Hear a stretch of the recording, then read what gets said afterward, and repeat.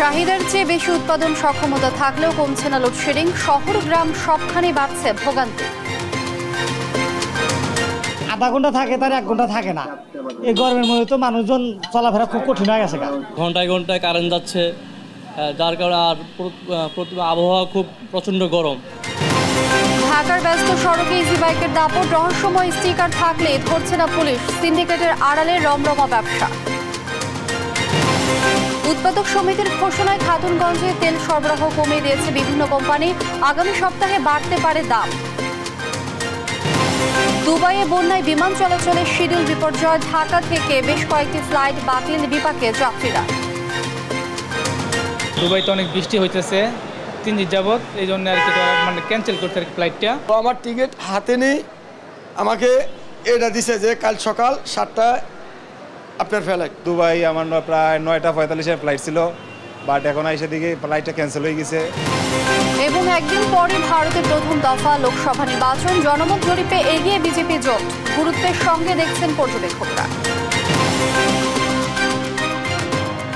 দেখছিলেন শিরোনাম সংবাদ সকালের সঙ্গে আছি আমি লিনিয়া আফরোজ। জানিয়ে দিব পুরো সংবাদ। দেশে চাহিদার চেয়ে 2000 মেগাওয়াট বেশি উৎপাদন সক্ষমতা থাকলেও কমছে না বিদ্যুতের লোডশেডিং। গরম এলেই শহর থেকে গ্রাম সবখানেই বেড়ে যায় সংকট। সাধারণ মানুষ বলছে উন্নয়নশীল দেশে লোডশেডিং কোনোভাবে কাম্য নয়। আর বরাবরের মতো লোডশেডিং কমে আসবে বলে আশ্বস্ত করেছেন পাওয়ার সেলের ডিজি মোহাম্মদ হোসাইন।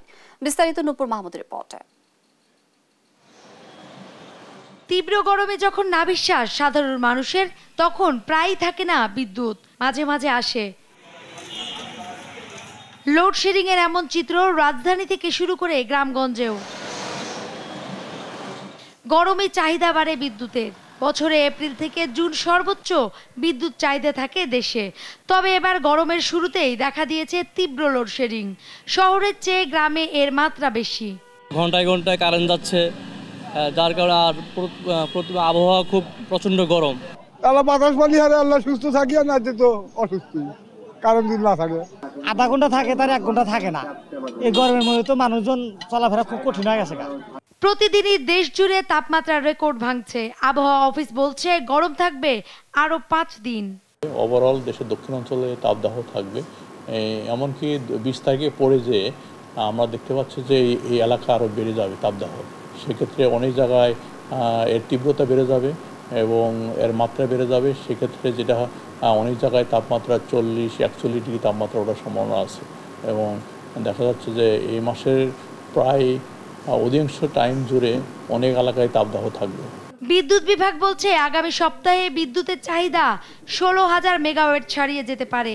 চাহিদা অনুযায়ী সরবরাহ করতে না পারলে লোডশেডিং আরও বাড়বে। আমাদের যদি সামনে আরও চাহিদা বাড়ে, আমরা উৎপাদনের সক্ষমতা রয়েছে এবং সেই অনুযায়ী গ্রাহকদের চাহিদা পূরণ করে গ্রাহকদেরকে একটা স্বস্তির অবস্থায় রাখতে পারবো। একটু আপনাকে আমি আশ্বস্ত করতে পারি। যদি কিছু লোডশেডিং করতে হয়, সেটা গ্রাহকদের সহ্য সীমার মধ্যেই থাকবে। স্থানীয় পর্যায়ে সক্ষমতার কোনো ঘাটতি আছে কিনা সেটি খতিয়ে দেখা হচ্ছে বলে জানান পাওয়ার সেলের ডিজি। এখন স্থানীয় কোনো যদি যান্ত্রিক ত্রুটি, বৈদ্যুতিক ত্রুটির কারণে হয়, সেগুলো আমি দেখব বলছি আপনাকে। সুতরাং যেন শুধু এই সময়টায় নয়, আগামী দিনগুলো যেন গ্রাহকরা একটা স্বস্তির অবস্থায় থাকে, আমরা সর্বাত্মকভাবে সেই দিকে নজর দেব।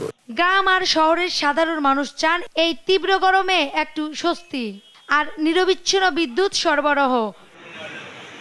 নূপুর মাহমুদ, দেশ টিভি, ঢাকা। মধ্যপ্রাচ্যের উত্তেজনাকর পরিস্থিতি নজরে রেখে আগামীতে জ্বালানি সংকট সহ যাবতীয় বিষয় প্রস্তুতি নিতে সংশ্লিষ্ট মন্ত্রণালয়কে নির্দেশনা দিয়েছেন প্রধানমন্ত্রী শেখ হাসিনা। বিভিন্ন প্রকল্প বাস্তবায়নে দীর্ঘসূত্রতা নিয়েও খোঁজ খবর নেওয়ার নির্দেশ দেন তিনি। বুধবার সচিবালয়ে মন্ত্রিসভার বৈঠক শেষে এসব কথা জানান মন্ত্রিপরিষদ সচিব। এদিন মহেশখালীর সমন্বিত উন্নয়ন কর্তৃপক্ষ আইন 2024 নীতিগত অনুমোদন দেয় মন্ত্রিসভা। নূপুর মাহমুদের আরও একটি রিপোর্ট। 1 এপ্রিল সিরিয়ায় ইরানি কনসুলেটে ইসরায়েলের হামলা। তার 2 সপ্তাহ পার না হতেই 14 এপ্রিল ইসরায়েলের উপর ইরানের সরাসরি আক্রমণের টালমাটাল পরিস্থিতিতে ফেলে দিয়েছে মধ্যপ্রাচ্যকে। জ্বালানি তেলের সবচেয়ে বড় সরবরাহক হওয়ায় মধ্যপ্রাচ্যের পরিস্থিতি পর্যবেক্ষণ করছে পুরো বিশ্ব, নজর রাখছে বাংলাদেশও। বুধবার সকালে প্রধানমন্ত্রীর কার্যালয়ে মন্ত্রিসভার বৈঠকেও উঠে আসে ইরান ইসরায়েল পরিস্থিতি। সংকট দীর্ঘমেয়াদী হলে জ্বালানি তেলের দাম বাড়ার আশঙ্কা করে সবাইকে প্রস্তুত হওয়ার নির্দেশ দেন প্রধানমন্ত্রী শেখ হাসিনা। বৈঠক শেষে মন্ত্রিপরিষদ সচিব ব্রিফিংয়ের সিদ্ধান্ত তুলে ধরেন। ঘটনা প্রবাহ দিকে নজর রাখতে এবং যদি দীর্ঘমেয়াদী হয় তখন যে সম্ভাব্য পরিস্থিতি হতে পারে, বিভিন্ন সেক্টরে যে ইম্প্যাক্ট করতে পারে সেটি যেন সংশ্লিষ্ট সেক্টর থেকে এক্সারসাইজ করে প্রস্তুত করে এবং ওটি মোকাবেলার জন্য যেন তারা পরিকল্পনা গ্রহণ করে প্রস্তুতি নিয়ে রাখতে বলেছেন সকলকে, এটি বলেছেন। সভায় বিভিন্ন প্রকল্পের দীর্ঘসূত্রতা নিয়ে প্রধানমন্ত্রী ব্যাপক সমালোচনা করেছেন বলে জানান সচিব। এছাড়া মহেশখালী উন্নয়ন কর্তৃপক্ষ আইনের খসড়া নীতিমালায়ও এদিন অনুমোদন দেওয়া হয়। একটা গভর্নিং বোর্ড থাকবে, সেই গভর্নিং বোর্ডের চেয়ারম্যান থাকবেন, চেয়ারপারসন থাকবেন মাননীয় প্রধানমন্ত্রী নিজে, এবং সেখানে একটি বোর্ড থাকবে, সেই বোর্ডের অর্থমন্ত্রী সহ কয়েকজন মন্ত্রী থাকবেন এবং মুখ্য সমন্বয়ক এবং কয়েকজন সচিব সহ একটি 15 সদস্য, আরও 2 জন বাড়বে, 17 সদস্যের একটি বোর্ড থাকবে। তাদের নিয়ন্ত্রণটা চলবে, কিন্তু তার বাইরেও মুখ্য নির্বাহী কর্মকর্তা যিনি থাকবেন তিনি হবেন চিফ এক্সিকিউটিভ অফিসার, তার নেতৃত্বে এটা হবে। প্রধান নির্বাচন কমিশনার সহ অন্যান্য কর্মকর্তারা বিচারপতিদের মতোই বেতন ভাতা ও সুযোগ সুবিধা ভোগ করবেন এমন বিধান রেখে একটি খসড়া আইনের অনুমোদনও দিয়েছেন মন্ত্রিসভা। নূপুর মাহমুদ, দেশ টিভি, ঢাকা। রাজধানীর ব্যস্ত সড়কে চলাচলের অনুমতি নেই ইজি বাইকের। তারপরও রহস্যময় এক স্টিকারে বদলতে রাজধানীর দয়াগঞ্জ, ধূপখোলা, জনপথ মোড়, সায়দাবাদ যাত্রাবাড়িতে দাপিয়ে বেড়াচ্ছে অবৈধ বাহনটি। অভিযোগ আছে অসাধু ট্রাফিক পুলিশকে ম্যানেজ করে দীর্ঘদিন ধরে স্টিকার বাণিজ্য গড়ে তুলেছে একটি সিন্ডিকেট, যার নেপথ্যে রয়েছেন গেন্ডারিয়া থানা ছাত্রলীগ সভাপতি হিজরা নেত্রী সহ নাম সর্বস্ব সাংবাদিকও। বিস্তারিত সাদাত নিশাদের রিপোর্টে।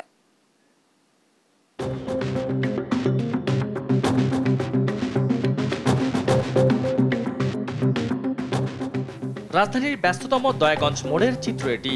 সায়দাবাদ থেকে বিভিন্ন গন্তব্যে দূরপাল্লার যান চলাচলে সবসময় ব্যস্ত থাকে এই সড়কটি। এ পথে চলতে পারে না ব্যাটারি চালিত ইজি বাইক, কিন্তু বাস্তবতা বলছে ভিন্ন কথা। দেদারসে এ পথে চলছে অটো, যেন দেখার কেউ নেই। ভুইফোর স্টিকার নিয়ে ইজি বাইকগুলো দাপিয়ে বেড়ায় রাজধানীর ধূপখোলা মাঠ, জনপদ মোড়, সায়দাবাদ, যাত্রাবাড়ি সহ পুরান ঢাকার বিভিন্ন এলাকা। কার ইশারায় চলছে এসব, তা অনুসন্ধানে এবার দেশ টিভি।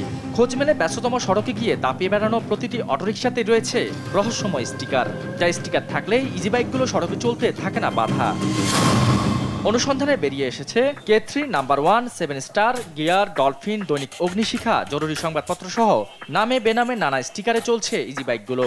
স্টিকারের নেপথ্যে রয়েছে গেন্ডারিয়া থানা ছাত্রলীগের সভাপতি জাহিদ হাসান, দৈনিক মুক্ত খবর, বাংলার ডাক, অগ্নিশিখা সহ বিভিন্ন সংবাদপত্রের নাম সর্বস্ব সম্পাদক ও রিপোর্টার। আছেন সুমনা নামে এক হিজড়াও।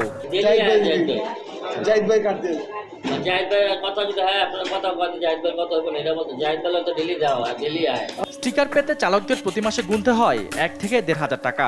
অবশ্য স্টিকারের আড়ালে ঠিক কারা আছেন সেটি জানেন না চালকরাও। গ্যারেজ মালিকদের কাছে মেলে স্টিকার। আমরা আর কেউ চিনি না, আমরা গ্যারেজ মালিকের থেকে টাকা দেই, কাট নেই। গ্যারেজে দেওয়া যায়, লোক আছে, কাঠ মালিকের লোক আছে, ওরা দেওয়া যায় গ্যারেজে। কাঠ বিলি হলে সমস্যা, তাই রেখে ধরছি। সড়কে এসব অটোরিকশা বন্ধে নির্দেশনা থাকলেও গাফিলতি আছে খোদ ট্রাফিক পুলিশেরই। স্টিকার মালিকদের ফোন কলে ছেড়ে দেওয়া হয় অটো। গাড়ি যদি ধরে কাটালার ছাড়া দেয়, এবারে আর কিছু। এই কাটা আপনার না থাকলে আপনার গাড়ির দাম বেঁধে দিয়ে দেয়। কারা দেয়? পুলিশে। টাকা নিচে আমাদেরকে স্লিপও দেয় না, বলে যে 1200 টাকা দিলে স্লিপ দেব, আর না দিলে না দেব। ক্যামেরায় ধরা পড়ে ট্রাফিক পুলিশের সাথে কথা বলে আটক অটো ছাড়িয়ে নিচ্ছে স্টিকার সিন্ডিকেট চক্রটি। হাতে নাতে একজনকে ধরা হলেও পরে দৌড়ে পালিয়ে যান তিনি।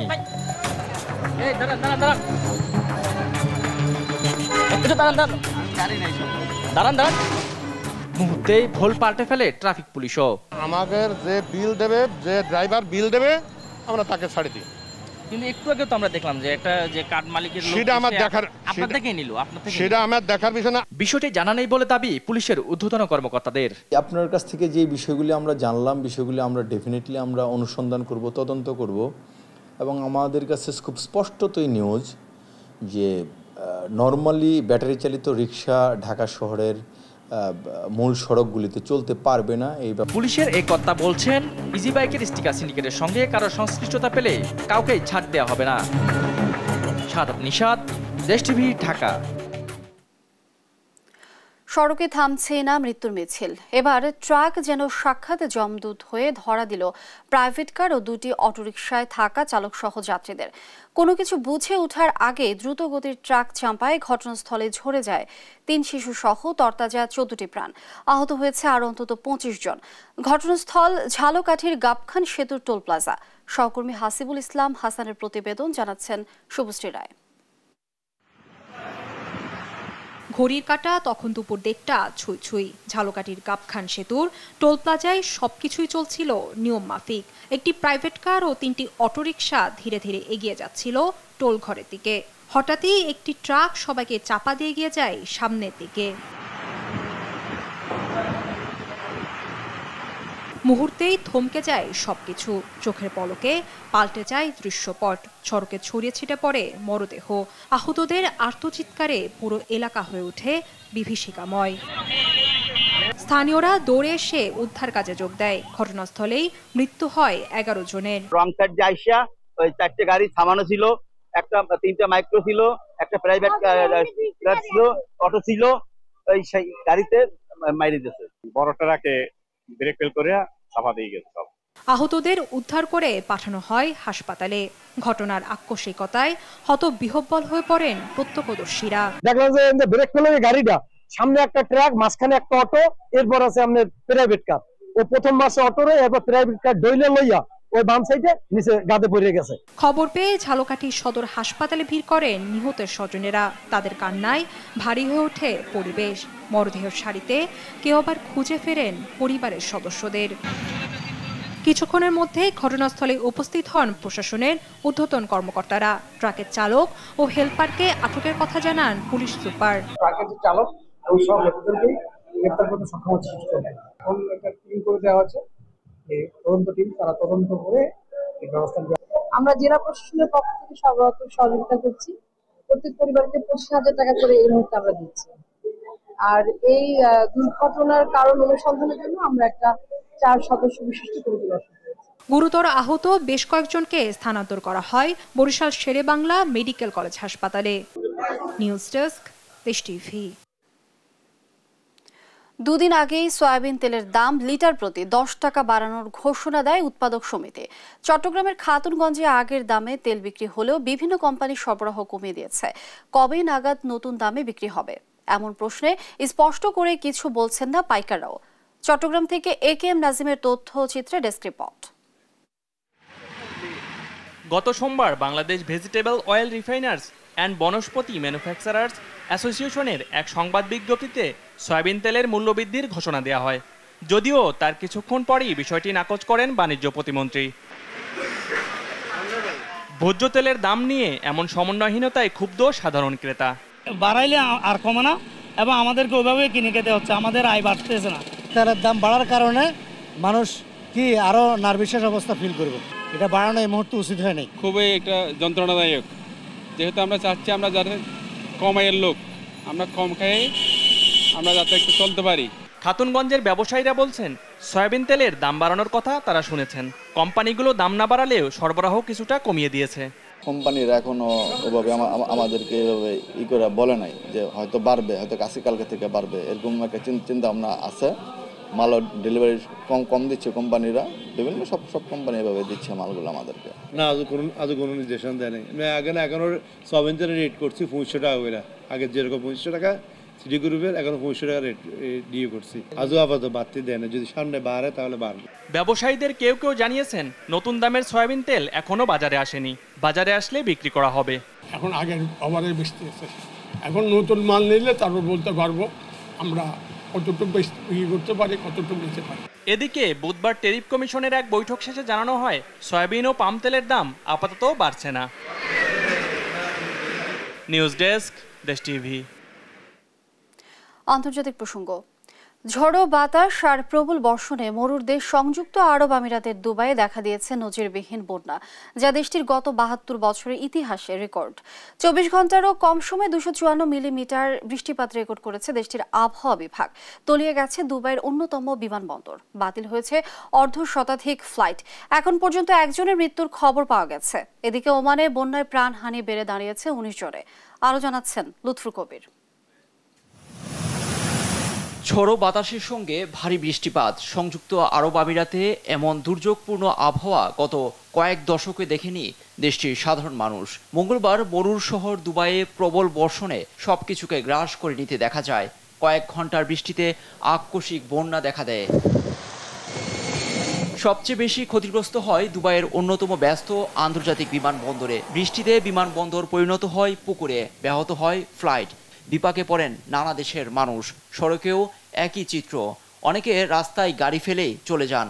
আবহাওয়া দপ্তর জানায় খাতমা আল শাকলা এলাকায় ২৫৪ মিলিমিটারের বৃষ্টিপাত রেকর্ড করা হয়, যা গেল কয়েক দশকের মধ্যে দেশটিতে সর্বোচ্চ। আকাশ জুড়ে বজ্রপাতে আতঙ্ক ছড়িয়ে পড়ে শহরের মানুষের মাঝে। বিশ্বের সবচেয়ে উঁচু ভবন বুর্জ খলিফার বজ্রপাত স্পর্শ করতে দেখা যায়। দেশটিতে সচরাচর এমন পরিস্থিতি বিরল। আরব উপদ্বীপের দেশে নিয়মিত বৃষ্টিপাতের অভাবে অনেক রাস্তা এবং অন্যান্য এলাকায় নিষ্কাশনের ব্যবস্থা খুব একটা সচল নয়, যার ফলে বন্যা হচ্ছে। উপসাগরীয় দেশ ওমান ও বাহরাইনেও একই পরিস্থিতি। আচমকাই বন্যায় ওমানে বেড়েছে প্রাণহানি, যদিও এর জন্য জলবায়ু পরিবর্তনকেই দায়ী করছেন বিশেষজ্ঞরা। লুৎফর কবির, নিউজ ডেস্ক, দেশ টিভি। ভয়াবহ বন্যা দেখা দিয়েছে সংযুক্ত আরব আমিরাতে। প্লাবিত হয়েছে দুবাই বিমানবন্দর। এতে বিশ্বের অন্যতম ব্যস্ত বিমানবন্দরে অর্ধশতাধিক ফ্লাইট বাতিল হয়েছে। ঢাকা থেকে দুবাই ও শারজাগামী অন্তত ৯টি ফ্লাইট বাতিল হওয়ায় বিপাকে বহু যাত্রী। শাহজালাল বিমানবন্দর কর্তৃপক্ষ বলছে আরও অনেক ফ্লাইট বিলম্ব হতে পারে। ফজলে আদিত্য রিপোর্ট। ভারী বর্ষণে সৃষ্ট বন্যায় প্লাবিত সংযুক্ত আরব আমিরাতের দুবাই ও শারজা বিমানবন্দর সহ আশেপাশের অনেক এলাকা। বলা হচ্ছে ৭২ বছরের ইতিহাস ভেঙেছে এমন বন্যা। দুবাইয়ের এই বন্যার রেশ পড়েছে বাংলাদেশ সহ দুবাইগামী বিভিন্ন দেশের ফ্লাইটে। ইউরোপ, আমেরিকা সহ বিভিন্ন দেশের ফ্লাইট পড়েছে শিডিউল বিপর্যয়ে। ২০ থেকে ৩০ ঘন্টা ধরে বিমানবন্দরে অপেক্ষমান অনেকে। Other passengers just like me in this airport who have been waiting for 10 hours, 16 hours, some even for 24 to 30 hours. ঢাকার শাহজালাল আন্তর্জাতিক বিমানবন্দর কর্তৃপক্ষ বলছে দুবাই ও শারজা বিমানবন্দরে জলাবদ্ধতার কারণে ঢাকা থেকে এয়ার আরাবিয়ার 5টি, এমিরেটসের 2টি ও ফ্লাই দুবাইয়ের 2টি ফ্লাইট বাতিল হয়েছে। এতে বিপাকে পড়েছে বহু যাত্রী। তোমার ক্যান্সেল হয়ে গেছে, শিডিউল কখন দিব আবার ওইটা বলে নাই আর কি। প্রথম বলছিল রাতে 2টায়, আমাদের ফ্লাইট ছিল সন্ধ্যা 6:45-এ। ও আমার টিকিট হাতে নেই, আমাকে এটা দিছে যে কাল সকাল 7টায় আপনার ফ্লাইট। দুবাই আমার প্রায় 9:45-এ ফ্লাইট ছিল, বাট এখন এসে দিকে ফ্লাইটটা ক্যান্সেল হয়ে গেছে। এখন দুবাইতে পানি থাকার কারণে বলতেছে যে ফ্লাইটটা cancel. Bangladesh to Dubai, Dubai to Saudi Arab. কোনো এখনো টাইম দেয় না, নির্দিষ্ট কোনো টাইম দেয় না। বলছে যে যদি ওই যোগাযোগ করার পরে যে কোনো একটা হয়তো সিদ্ধান্ত হবে। শাহজালাল বিমানবন্দর কর্তৃপক্ষ বলেছে যারা বিমানবন্দরে চলে এসেছেন তাদের থাকা খাওয়ার ব্যবস্থা করা হচ্ছে।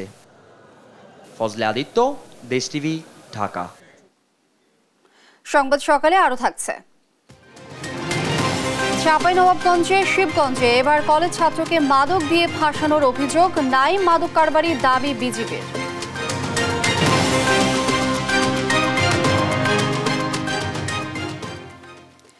ভারতের লোকসভা নির্বাচনে প্রথম দফা ভোট গ্রহণ আগামীকাল। বিশ্বের সবচেয়ে দীর্ঘ এই নির্বাচন চলবে ১ জুন পর্যন্ত। ভারতের বর্তমান প্রধানমন্ত্রী নরেন্দ্র মোদী আশা করছেন টানা তৃতীয়বার ক্ষমতায় বসছেন তিনি। আর বিরোধীদের দাবি মোদী আবারও ক্ষমতায় এলে অনেক ক্ষেত্রে স্বাধীনতা হারাবে ভারতীয়রা। এদিকে ভারতের এই নির্বাচনকে গুরুত্বের চোখে দেখছে বিশ্ব। রায়হান কবির শুভ্রর ডেস্ক রিপোর্ট। শুক্রবার ভারতের লোকসভা নির্বাচন। আগামী ৫ বছরের জন্য কে বসবে দিল্লির মসনদে তা নিয়ে চলছে জোর গুঞ্জন। তবে সাম্প্রতিক জরিপ বলছে মোদির বিজেপি এবং তার মিত্ররাই ফের জয় পেতে চলছে। 2019-এর নির্বাচনে বিজেপি এককভাবে জেতে 303 আসনে, আর বিজেপির নেতৃত্বাধীন এনডিএ জোটের মোট আসন ছিল 352। এবারের লোকসভা ভোটের মাঠে বিজেপির জন্য চ্যালেঞ্জ ছুড়ে দিতে পারে কংগ্রেস নেতৃত্বাধীন ইন্ডিয়া জোট। পশ্চিমবঙ্গের প্রচারণার মাঠে 400-রও বেশি আসন জয়ের আশাবাদ ব্যক্ত করেন নরেন্দ্র মোদী। তবে রাহুল গান্ধীর দাবি 150 আসনও পাবে না এনডিএ জোট। এমন নানা বিতর্কে সরগরম ভারতের রাজনীতির মাঠ। 140 কোটি মানুষের ভারতে এবার ভোটার প্রায় 90 কোটি। বিশ্বের অন্যতম বড় এই গণতান্ত্রিক নির্বাচনে নজর গোটা দুনিয়ার। ইউরোপ আমেরিকার মতো পশ্চিমা দেশগুলোর পাশাপাশি চীন, পাকিস্তান, এশিয়ার দেশগুলোও দৃষ্টি এখন ভারতে। নানা দেশে রয়েছে দেশটির বিনিয়োগ। ভারতের অর্থনীতির আকারও এখন বেশ বড়। প্রায়ই সীমান্ত সংঘাত চলে চীন ও পাকিস্তানের। তাই কে আসছে আগামীর সরকারে সে বিষয়ে সজাগ এই দুই দেশই। দক্ষিণ এশিয়ার নেপাল, মালদ্বীপ, শ্রীলঙ্কা, আফগানিস্তান ও বাংলাদেশের মতো দেশগুলোর জন্য যৌক্তিক কারণে ভারতের নির্বাচন বিশেষভাবে গুরুত্বপূর্ণ। ভোটের মাত্র 1 মাস আগে নাগরিকত্ব সংশোধন আইন পাশ ও তা কার্যকরের ঘোষণা দিয়ে ভারতের প্রতিবেশী দেশগুলোর আগ্রহও বেড়েছে। এছাড়া বিজেপির নেতৃত্বে যে হিন্দুত্ববাদী রাজনীতির উত্থান হয়েছে তার কারণেও আলাদা মনোযোগে থাকছে দেশটির নির্বাচন। রায়হান কবির শুভ্র, নিউজ ডেস্ক, দেশ টিভি। সাতক্ষীরা মেডিকেল কলেজ হাসপাতালের সামনে বেহাল সড়কে ভোগান্তি পোহাচ্ছেন চলাচলকারীরা। পরিস্থিতি জানবো দর্শক, সরাসরি যুক্ত হচ্ছেন আমাদের সহকর্মী শরীফুল্লাহ কায়েসের সুমন। সুমন, আপনি নিশ্চয়ই শুনতে পাচ্ছেন, আপনি জানাবেন সড়কটি সংস্কারের বিষয়ে কোনো তথ্য এই মুহূর্তে আছে কিনা আপনার কাছে? লিনিয়া, ধন্যবাদ আপনাকে। আমি দাঁড়িয়ে আছি সাতক্ষীরা মেডিকেল কলেজ হাসপাতালের সামনে। আপনাকে দেখানোর চেষ্টা করছি। আপনি দেখতে পাচ্ছেন যে এখানে কিন্তু সড়ক বিভাগের যে মেরামতের গাড়ি এবং রাস্তার যে মেরামতের কার্যক্রম সেটি কিন্তু চলছে। এটি হচ্ছে, আপনাকে বলে রাখা দরকার যে এটি হচ্ছে সাতক্ষীরা শহরের অত্যন্ত ব্যস্ততম একটি সড়ক। এটি মানুষ মুমূর্ষ অবস্থায় যখন হাসপাতালে আসে তখন এই রাস্তা দিয়ে আসে। আর একই সাথে এই রাস্তাটি কিন্তু ভোমরা বন্দরের সড়ক এবং একই সাথে 3টা উপজেলা এই রাস্তা দিয়েই কিন্তু চলাচল করে। অর্থাৎ সাতক্ষীরা সদর থেকে দেভাটা, কালীগঞ্জ এবং শ্যামনগর উপজেলা তথা সুন্দরবনগামী এই রাস্তাটি। এবং এই রাস্তাটির যে এত বেহাল দশা যে মুমূর্ষ রোগীরা আসতে যে আরও বেশি বরং অসুস্থ হয়ে ওঠে, এটি নিয়ে দেশ টিভিতে ইতিপূর্বেও কিন্তু প্রতিবেদন হয়েছে লিনিয়া। যখন প্রতিবেদন হয় তাৎক্ষণিক কিছু মেরামতের কাজ হয়। আজকেও আমরা যখন এসেছি এখানে তখনই কিন্তু এই মেরামতের কাজগুলো হচ্ছে। এই যে মেরামতের গাড়িটিও কিন্তু এসেছে, এই মেরামতের কার্যক্রমগুলিও কিন্তু দেখানো, এই যে মেরামতের কার্যক্রমগুলিও কিন্তু হচ্ছে। এই গাড়িটিও কিন্তু এখন আমাদের সামনে এসে চলে এসেছে। আবার ঠিক যখন মানে এই বিষয়গুলো যখন একটু চোখের বাইরে চলে যায় তখন কিন্তু আবারও যে দশা সেই দশায় থেকে যায় এবং স্থানীয় মানুষ এত ভুক্তভোগী যে বলে বলে কিন্তু এই বিষয়টিকে কিন্তু কর্তৃপক্ষের নজরে আনতে পারছে না। সড়ক বিভাগ ইতিপূর্বে কিছুটা কাজ করেছিল, যেটি আগেও বললাম, কিন্তু আবার কিন্তু ঢিমে তালে সেটি থেমে যায়। কিন্তু রাস্তার যে বেহাল দশা, সেই রাস্তার দুর্দশার কারণে দুর্ঘটনা কিন্তু মোটেও কমছে না। মানুষ এই মুহূর্তে প্রতিকার চায় এবং এই দুর্দশার স্থায়ী সমাধান চায়। এই যে পুডিং, এই যে মানে ক্ষণিকের জন্য যে এই যে পুডিং করে করে রেখে দেওয়া হচ্ছে, এটিতে আসলে কোনো রকম মানে স্থায়ী কোনো সমাধান হবে বলে, এই যে কার্পেটিং, এই কার্পেটিংগুলো স্থায়ী কোনো সমাধান করবে বলে কেউই মনে করছে না। সবাই চাচ্ছে যে এটি আসলে খুঁড়ে নতুন করে যে ঠিকাদাররা করেছে সেই ঠিকাদাররা নতুন করে প্রয়োজন হলে আবার এই কাজটিকে পুনরায় ঠিক করে দিক এবং চলাচলের উপযোগী করে দিক। এটি সাতক্ষীরা লক্ষ লক্ষ মানুষের যাতায়াতের অন্যতম পথ, আরও বিশেষ করে মুমূর্ষ রোগীদের যাতায়াতের এটিই গুরুত্বপূর্ণ পথ। এই ছিল এই সাতক্ষীরা মেডিকেল কলেজ হাসপাতালের সামনেই যে রাস্তার দুর্দশার চিত্র, তার সর্বশেষ লিনিয়া। সুমন, অসংখ্য ধন্যবাদ আপনাকে। দর্শক, সাতক্ষীরা মেডিকেল কলেজ হাসপাতালের সামনে বেহাল সড়কে ভোগান্তি পোহাচ্ছেন চলাচলকারীরা। এই বিষয়ে বিস্তারিত জানাচ্ছিলেন সহকর্মী শরীফুল্লাহ কায়েসের সুমন। চাঁপাইনবাবগঞ্জে শিবগঞ্জে নাইম আলী বিদ্যুৎ নামে এক কলেজ ছাত্রকে মাদক মামলায় ফাঁসানোর অভিযোগ উঠেছে বিজেপি সদস্যদের বিরুদ্ধে। বুধবার দুপুরে উপজেলার ধোবরা বাজারে সংবাদ সম্মেলন করে এ অভিযোগ করে নাইম আলীর পরিবার। তবে বিজেপির দাবি নাইম মাদককারী। চাঁপাইনবাবগঞ্জ প্রতিনিধি তারিক রহমানের পাঠানো তথ্যচিত্রে আলনোমানের রিপোর্ট।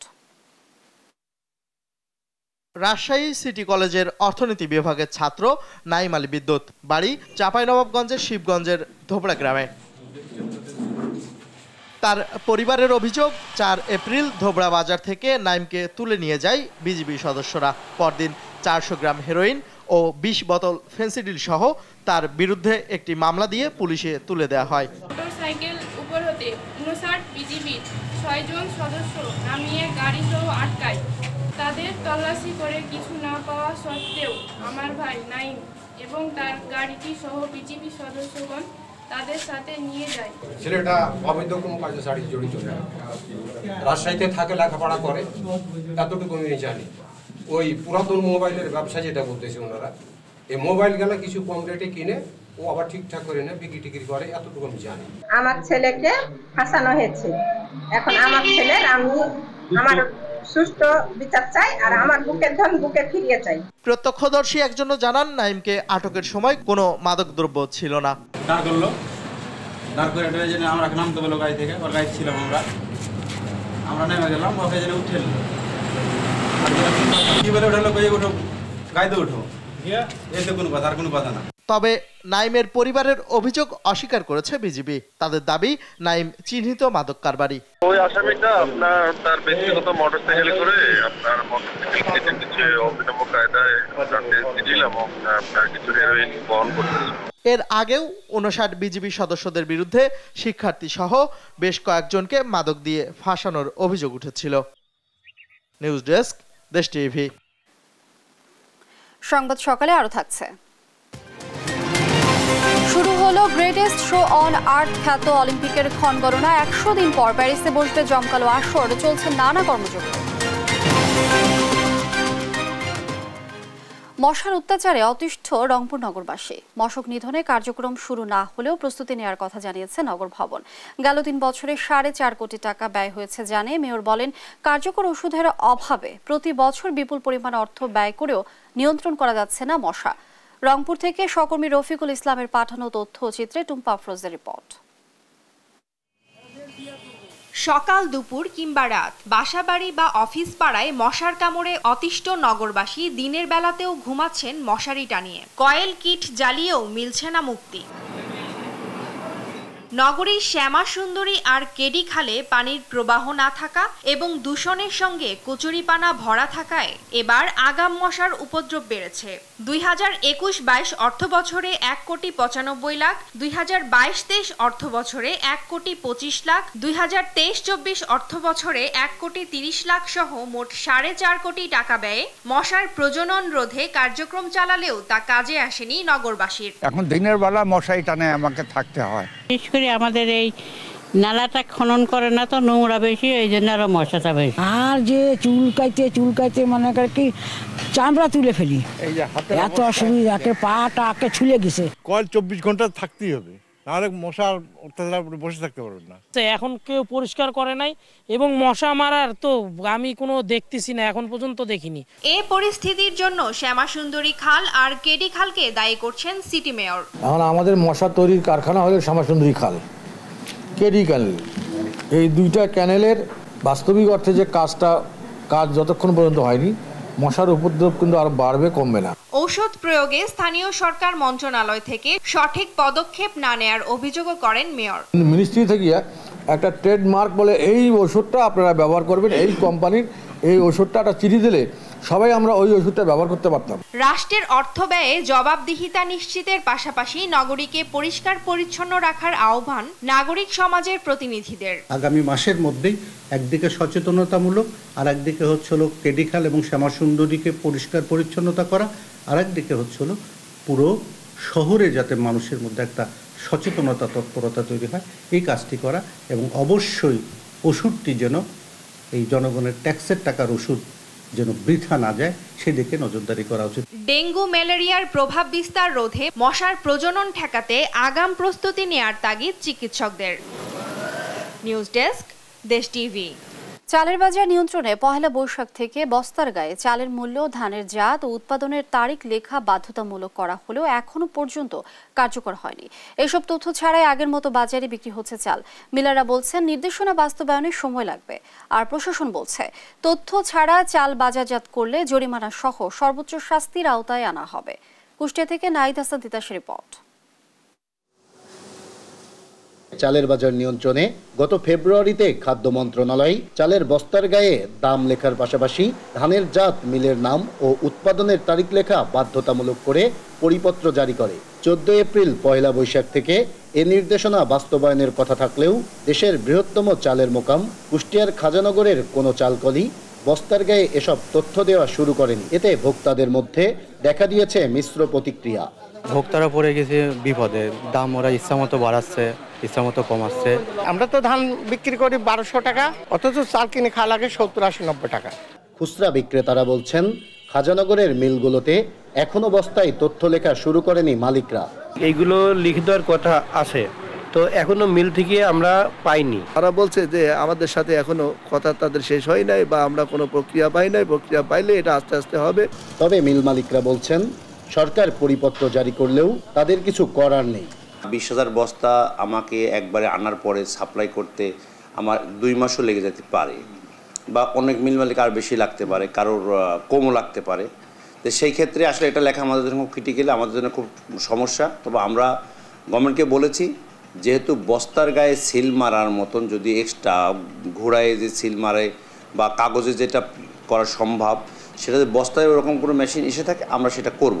আর বাজার তদারকির দায়িত্বে থাকা কর্মকর্তারা বলছেন সরকারি নির্দেশনা না মেনে চাল বাজারজাত করলে জরিমানা সহ সর্বোচ্চ শাস্তির আওতায় আনা হবে মিলারদের।